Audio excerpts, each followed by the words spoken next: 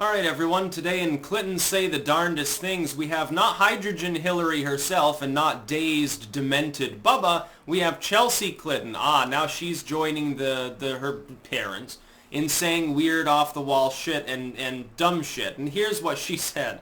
She said Trump has degraded the United States. Oh, it's terrible. Things are so much worse than they were before. GDP growth hits 3%. Unemployment ticks down below 4%. Taxes are down. We're making headway in Korea. Potentially we're going to solve a 70-year-old lingering war situation.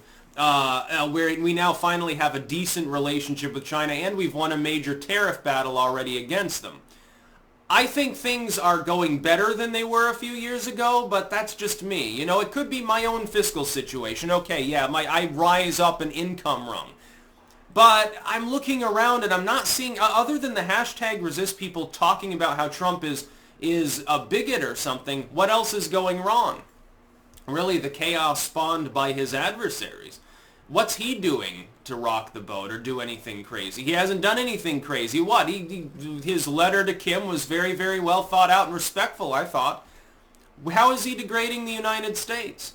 I fail to see it. Oh, is he degrading it because he's taking it away from the globalist neoliberal direction that it was going on since before the Clintons were even in office? Now, I think that's what Chelsea Clinton means.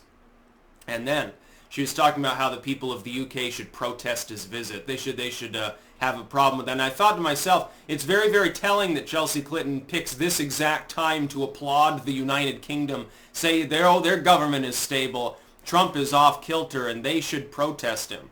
Very, very funny in the wake of the fact that they've devolved into a totalitarian autocracy in which journalism becomes impossible, a la Tommy Robinson and everyone else. Like, no, we're going to ban people from entering the country for wrongthink. We're going to arrest people for literally recording outside of a trial because of the nature of that trial, and this person has bad political views. Everyone's disarmed. Gun crime is soaring. People are getting stabbed all the time. We have terrorist attacks.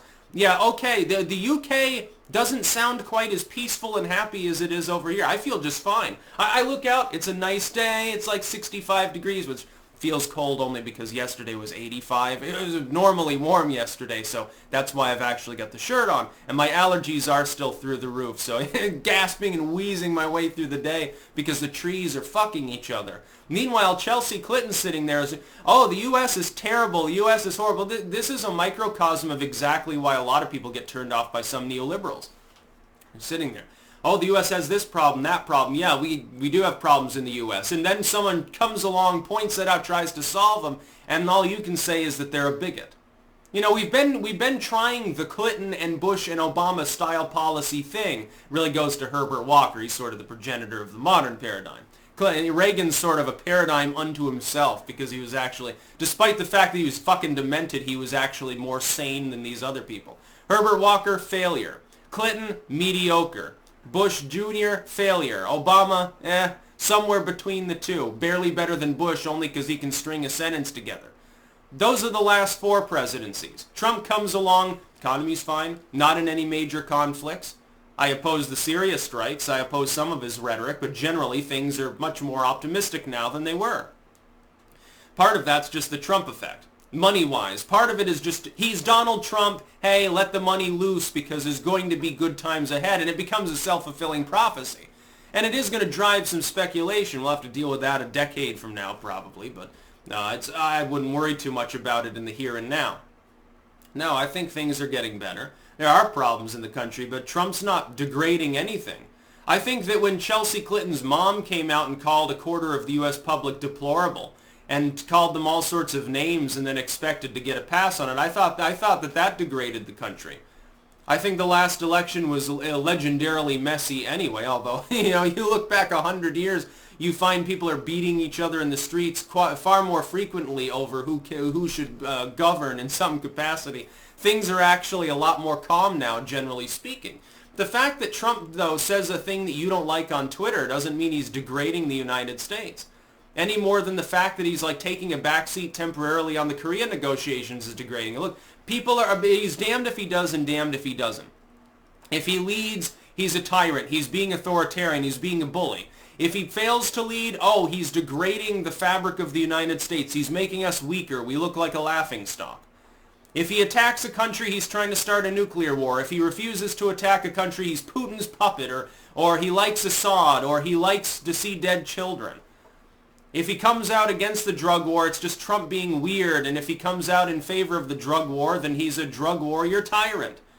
If Trump literally pardoned, I can't remember his name that because I don't really follow sports. That one legendary black boxer who got arrested under one of the Jim Crow era laws there because he was, dating a white woman. He pardons him, posthumously. He says, well, it shouldn't have been a crime to begin with. And I literally see a bunch of people on the left, oh, Trump's just being racist. Oh, he expects to get a pass because he pardoned this black dude. It's all just politics to him. If it was anyone else, I'd think it probably was. I think he actually gives a damn, though. At this point, I think nobody could be so long suffering to put up with the kind of bullshit he has to put up with unless they actually cared. If it was just about Trump wanted to be like he wanted to play president, he would have resigned by now, considering the bullshit that he's had to go through. And I really do mean that. The propagandist news media has so far completely forsaken journalism. On both sides of the pond, by the way. I'm going to ream the British media in a minute here with the next video. Chelsea Clinton is in no position to talk about degrading the United States, considering who her parents are. Bubba Bill, who disgraced the office of the presidency, not with Monica Lewinsky, but with a bunch of other people in which it wasn't consensual, both before, during, and after his presidency. He's a serial womanizer. Meanwhile, she's going to talk about how Trump is sexist. Her father's boinking people constantly on the side, treats women apparently like literal objects. Now, there's no hypocrisy here. There's nothing on. And by the way, Chelsea Clinton, I would think, generally speaking, because she's not a politician and she never was, generally criticism of someone like that is off limits. It's like with the Obama daughters. It's like, I think it was Mallie Obama, she was smoking a joint there, and people were like, oh, it's unbecoming, and so... It's like, come on. It's a teenager smoking a joint. Fuck you. Who cares? Not an elected official, not making policy decisions. You're not paying this person any money as a taxpayer. Leave them alone. It's just someone being young and dumb, maybe. Chelsea Clinton would fall in... Well, she's no longer as young, but she falls into the same group until she starts weighing in on policy. It's the same with, the Parkland cult. It's like, yeah, if someone just has some private opinion or something, they're not appointing themselves as an ambassador of public policy, they should be off limits. Once they start doing it, it's a little bit different, and this is what some people on the ideological left don't quite get.